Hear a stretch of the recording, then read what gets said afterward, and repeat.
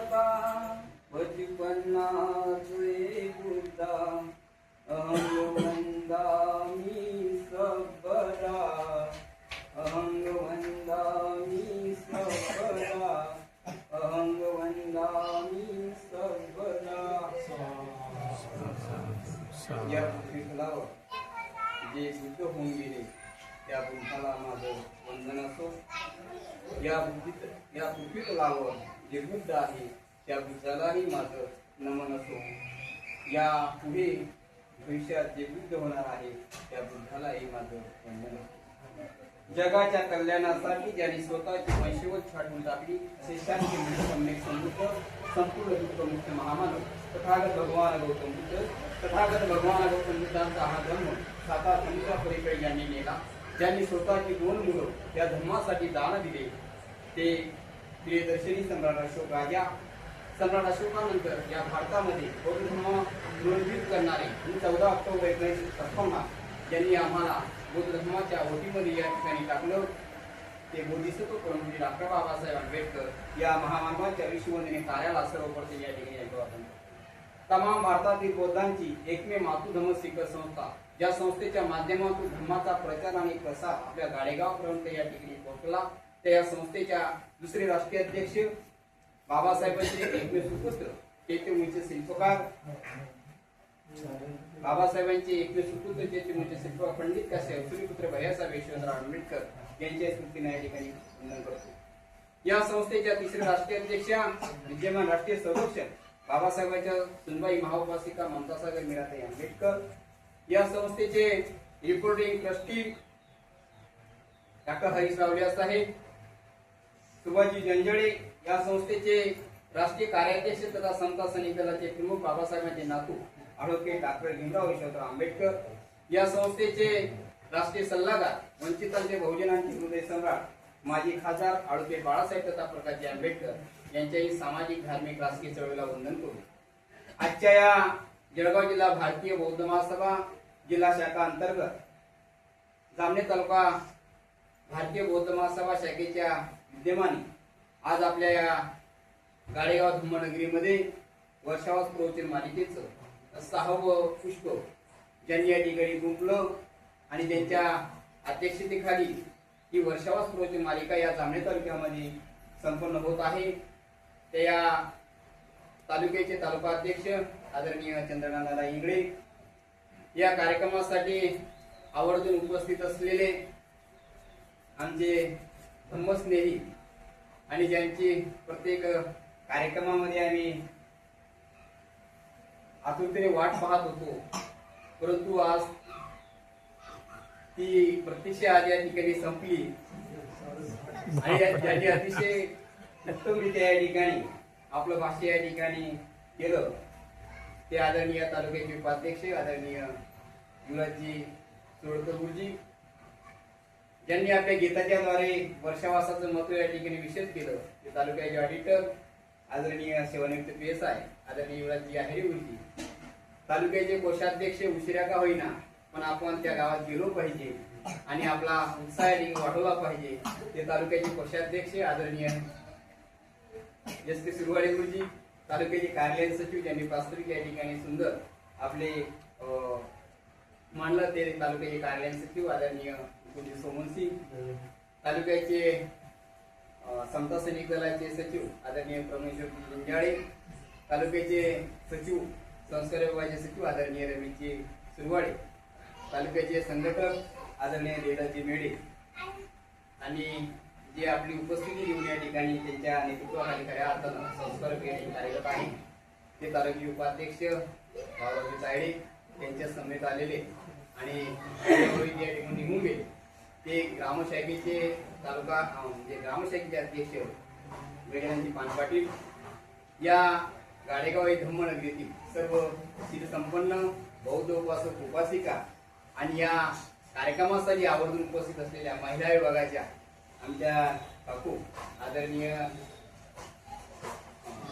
इंग्रेताई आणि उपस्थित सर्व बौद्ध उपासक उपासिका आपल्या सर्वांना या ठिकाणी आज या ठिकाणी आपण ज्या संख्येने या ठिकाणी उपस्थित आहात ती संख्या जरी कमी असली तरी मी या ठिकाणी प्रोसिडिंगचं वाचन केलं. म्हणजे अनेकांचे या ठिकाणी मोबाईल नंबर मी एवढ्यासाठी घेतले की अनेकांची आधीचे मोबाईल नंबर माझ्याकडे सेव्ह आहे, त्यांच्यापर्यंत कदाचित हा मेसेज गेला असेल आणि ते बरीचशी लोक या ठिकाणी या कार्यक्रमामध्ये आहेत. म्हणजे उद्देश काय आहे की आमचा प्रचार आणि प्रसार जे कार्य या ठिकाणी भारतीय बौद्ध महासभा सातत्याने या ठिकाणी करीत आहे ती माहिती आपल्यापर्यंत पोहोचते आहे का, आणि निश्चितच या ठिकाणी ज्यांची नंबर माझ्याकडे सेव्ह होती ती लोक या ठिकाणी उपस्थित आहे याचा आनंद या ठिकाणी मनस्थित आहे. खरं म्हणजे वर्षावास हा तमाम भारतातील बौद्धांचा एक महामहोत्सव या ठिकाणी सुरू झालेला आहे. बौद्धांचा जर महामहोत्सव जर कोणता असेल तर आषाढ पौर्णिमा ते आश्विन पौर्णिमा या 3 महिन्याचा कालावधी. कदाचित आपल्यापर्यंत हा मेसेज गेला नसेल.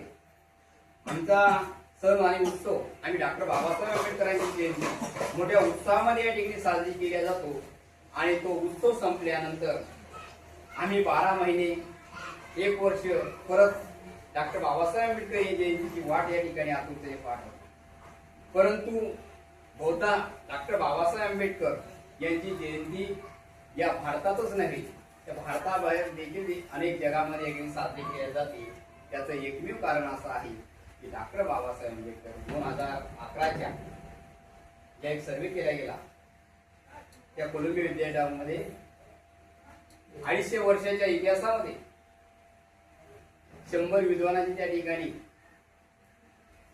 त्यांनी नोंदणी केली आणि त्यामध्ये डॉक्टर बाबासाहेब आंबेडकर प्रथम क्रमांकावर त्या ठिकाणी होते. आणि म्हणून जगामध्ये ज्यांची जयंती साजरी केली जाते symbol of knowledge doctor Babasaheb Ambedkar हे मांडण्याचा प्रयत्न या ठिकाणी आमचे चंद्रकांत दादा इंगळे या ठिकाणी केलेला आहे. आणि खऱ्या अर्थानं दादांनी हा विषय मांडला आणि मांडल्यानंतर खऱ्या अर्थानं विवेचन आणि विश्लेषण करण्याचं काम, खऱ्या अर्थानं त्याला कौरी देण्याचं काम ते युवराज सुरवरकर या ठिकाणी केलं. की डॉक्टर बाबासाहेब आंबेडकर यांना सिम्बॉल ऑफ नॉलेज का म्हणलं जातं, कारण त्यांची विद्वत्ता एवढी प्रचंड होती की त्यामुळेच त्यांना ज्ञानाचं प्रतीक, ज्ञानाचा सागर यांना प्रतीक त्याला म्हटलं जातं.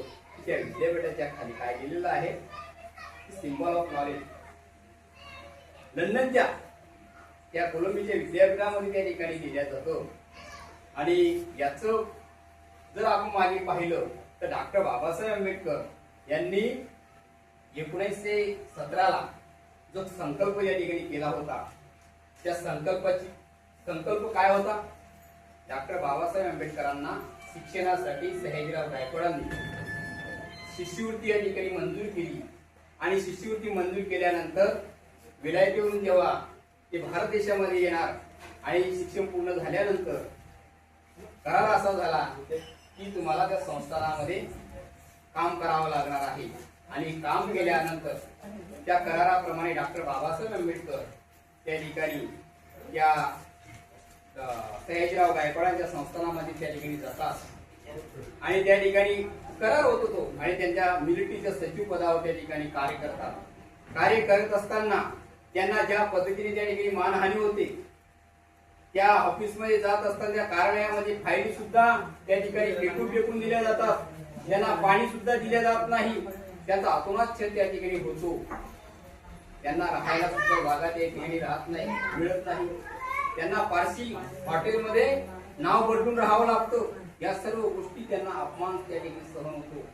आणि डॉक्टर बाबासाहेब आंबेडकर त्या ठिकाणी 23 सप्टेंबर 1917ला त्या संस्थान या ठिकाणी सोडून जाण्याच्या विचारात त्या ठिकाणी असतात आणि रेल्वे स्टेशनकडे निघतात. आपल्या मार्गावर जात असताना रेल्वेला येण्याची त्या ठिकाणी म्हणजे उशीर असते आणि त्यामुळे जवळच असलेल्या त्या रेल्वे स्टेशन जवळ जे सह्याद्री बाग आहे त्या बागामध्ये त्या ठिकाणी जातात आणि थोडा विश्रांती घेतात. ओळाच्या झाडाखाली बसतात, ओळाच्या झाडाखाली बसतात आणि ढसाढसा रडतात. त्यांच्या डोळ्यातून अश्रू येतं. मी हा इतका विद्वान, माझ्याकडे एवढी विद्वत्ता आहे, जर माझी जर एवढी मानहानी असेल तर माझे करोड बांधव या ठिकाणी आहे की त्यांना अशा पद्धतीने मानहानी सहन करावी लागते. पशु पक्षाप्रमाणे त्यांना ते जीवन या ठिकाणी व्यतीत करावं लागतं. जर मी यांच्यामध्ये बदल घडू शकणार नाही, मी माझ्या शेवटच्या श्वासापर्यंत मी या समाजाचं या ठिकाणी पुनरुज्जीवित याच्यामध्ये बदल घडवून आणले, तेव्हा मी या खऱ्या अर्थानं त्यांनी संकल्प केला. तो संकल्प केल्यानंतरच बाबासाहेब आंबेडकर या ठिकाणी सिम्बॉल ऑफ नॉलेज या ठिकाणी कसे करतात ते आपल्या या विषयावर म्हणजे डॉक्टर बाबासाहेब आंबेडकरांनी तुमच्या आमच्यामध्ये परिवर्तन घडवण्यासाठी ज्या ज्या काही गोष्टी केल्या त्याचं मूळ कारण काय आहे की त्या जो संकल्प त्या ठिकाणी केला तेव्हा आम्हाला देखील या ठिकाणी भारतीय बौद्ध महासभेने सुद्धा एक संकल्प केलेला आहे की आमच्यामध्ये धम्माचा प्रचार आणि प्रसार डॉक्टर बाबासाहेब आंबेडकरांची धम्मक्रांती जर गतिमान करायची असेल आम्हालाही संकल्प करावा लागेल. आणि भारतीय बौद्ध महासभेने संकल्प केलेला आहे BSI 2025 काय मिशन आहे की प्रत्येक तालुक्यामध्ये 56 गावांना त्या ठिकाणी जायचं आणि 56 गावांना त्या ठिकाणी आमचे धम्म बांधव असतील, विहार असतील, गाव असतील, ताड्यावर असतील त्या ठिकाणी जाऊन बौद्ध धर्माचा प्रचार आणि प्रसार करण्यासाठी या वर्षावाच्या कालावधीमध्ये प्रत्येक रविवारी या वर्षावासामध्ये प्रत्येक गावामध्ये प्रत्येक विहारामध्ये बुद्ध आणि त्यांचा धम्मग्रंथाचं वाचन झालं पाहिजे. वर्षावास प्रवचन मालिका त्या ठिकाणी राबवल्या गेलेल्या पाहिजे आणि त्या ठिकाणी विसरण आणि पंचशील त्या ठिकाणी. कारण बंधू भगिनींनो आपल्या सर्वांना ज्ञात आहे की प्रत्येक जाती धर्माचा माणूस आपापल्या जाती धर्माच्या नियमानुसार या ठिकाणी वागत असतो. चातुर्मास असते जैन धर्मांचं, आपलं मुसलमान लोक असतील त्यांच्या त्या याच्यामध्ये मस्जिदमध्ये जातात, हिंदू धर्माचे लोक त्या मंदिरामध्ये जातात सकाळ आणि संध्याकाळच्या ठिकाणी. मला वाटतं रविवारच्या दिवशी अनेक लोक त्या ठिकाणी त्या स्वामी समर्थाच्या बैठकीला जातात. आमची बैठक कोणती? आमच्या बैठकींनी चोरल्या, परंतु आमचे विहार या ठिकाणी नुसते या ठिकाणी विहार 4 भिंतीसारखे राहिले. त्या ठिकाणी मोठमोठ्या महामानवांच्या या ठिकाणी आम्ही प्रतिमा बसवल्या, परंतु आम्ही ते विहाराकडे आणि यासाठीच या खऱ्या अर्थानं आपल्याला निर्माण झालं पाहिजे. आपल्यामध्ये कुठेतरी या ठिकाणी जागरूकता निर्माण झाली पाहिजे. कारण आम्ही अलीकडच्या काळामध्ये परवाच्या दिवशी विस्तार केला अनुसूचित जातीय उपवर्गीकरणाच्या संदर्भामध्ये या ठिकाणी मोर्चा निघला. का निघला? कारण काही ठराविक जातीचे लोक असतात म्हणतात, एखादा लोक असं म्हणतात याची प्रगती झाली. आमची प्रगती कशामुळे झाली? आम्ही डॉक्टर बाबासाहेब आंबेडकर या ठिकाणी स्वीकारलेला आहे. डॉक्टर बाबासाहेब आंबेडकरांच्या विचार आम्ही स्वीकारले. शिका, संघटित व संघर्ष करा. आमच्यातले अनेक लोक या ठिकाणी चांगल्या चांगल्या नोकरीला लागले आणि काहींच्या लोकांच्या डोळ्यामध्ये फुटतोय. आणि म्हणून ह्या ज्या गोष्टी आमच्या चांगल्या आहेत, जे कुशल आहेत, त्या चांगल्या गोष्टी आमच्यापर्यंत पोहोचण्यासाठी भारतीय बौद्ध महासभा प्रयत्न करते या ठिकाणी. आणि भारतीय आमचा धम्म काय आहे, धम्माची आचारसंहिता काय आहे, बौद्धांची आचारसंहिता काय आहे, आम्ही काय केलं पाहिजे, 22 पद्धतीचं पालन केलं पाहिजे. कारण हा आमचा मानवमुक्तीचा जाहीरनामा जर कुठला असेल तर 22 पद्धती. पंचशिला बरोबर आम्हाला बरोबर आम्हाला 22 पद्धतीने पालन केलं पाहिजे. कारण डॉक्टर बाबासाहेब आंबेडकरांनी आम्हाला 14 ऑक्टोबर 1956 ला ज्या संस्थेच्या माध्यमातून बौद्ध धर्माची दिली, कोणती संस्था होती? भारतीय बौद्ध महासभा. आणि बौद्ध धर्म तुम्हाला असाच नाही दिला की आले तुम्ही तिसरं पंचशील म्हटलं आणि बौद्ध धर्म स्वीकारला, असं नाही. डॉक्टर बाबासाहेब आंबेडकरांनी जाणीवपूर्वक आम्हाला 22 पद्धती दिलेली आहे. 22 पद्धतीने पालन केल्यावरच आठ ठेवली की आम्ही 22 पद्धतीने पालन करू आणि तेव्हा बौद्ध धर्म स्वीकारू. आणि 22 पद्धती कोणत्या आहे आमच्या ते आपण वाचन केलं पाहिजे. त्या पद्धतीने आम्ही अनुसरण केलं. कारण बौद्ध धर्मामध्ये आचारसंहितेला खूप महत्व आहे. या ठिकाणी आम्ही त्रिसरम पंचशील या ठिकाणी म्हणत असतो. त्याचा अर्थ आम्हाला माहित असला पाहिजे. आमचे बौद्धांचे सण उत्सव कोणते हे आम्हाला माहिती असलं पाहिजे.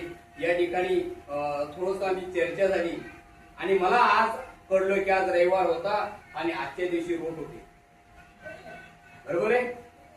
बौद्धांचे सण आणि उत्सव तुम्ही आणि सर्च करा आणि बौद्धांचे सण आणि उत्सवामध्ये रोड हा सण येतो का? आमचे सण येतात का? आमचे सण उत्सव कोणते, मंगलदिन कोणते, आमचे कोणते पर्यटन स्थळाला आम्ही भेट दिल्या पाहिजे, आम्ही कोणत्या धर्मस्थळाला भेट दिल्या पाहिजे, ही गोष्ट केव्हा माहिती पडेल? जेव्हा आपण ऐकू. समजण्याची आठ काय आहे? आधी ऐकणे आणि तेव्हाही समजणे. आणि म्हणून बौद्धांचे सण उत्सव मंगलदिन काय आहे, पर्यटन स्थळ आम्ही काय केलं पाहिजे, काय करू नये, या गोष्टी आपण जेव्हा आपण आपल्याकडे जन्मापासून तर मरेपर्यंत आमचे सर्व संस्कार या ठिकाणी 5वी प्रयत्न आहे. मी कर्मकांड मी श्राद्ध पक्ष करणार नाही, मी पिंडदान करणार नाही, मी कोणतीही क्रियाक्रम ब्राह्मणाच्या हातून करून घेणार नाही.